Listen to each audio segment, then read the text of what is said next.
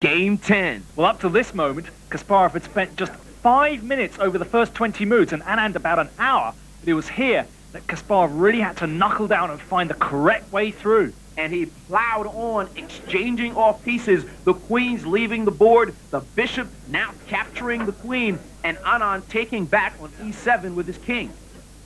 Okay, so we've reached an endgame where Kasparov, playing white, has a rook and a bishop against Anand, rook and a knight. But Kasparov has an extra pawn, and that should be enough to bring him the victory. And pushing his pawn down the board was Kasparov, his pawn leaping up to f4, and Anand trying to make the most of it on the other side, pushing his pawn.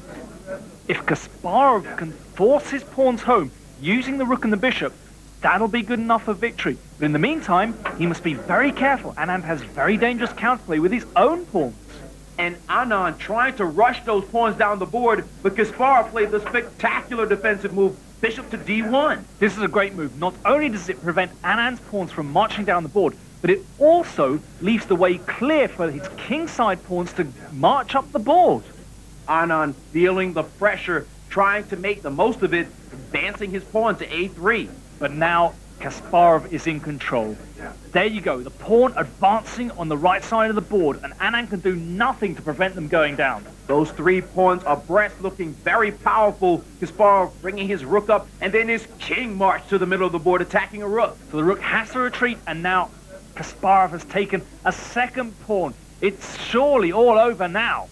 And Anand in big trouble. Kasparov's pieces posted up in the middle of the board, and Kasparov going ahead, advancing his pawn. Anand trying to check.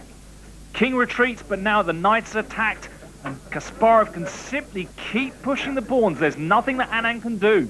And that last move, rook to d6, creating a vice on the position.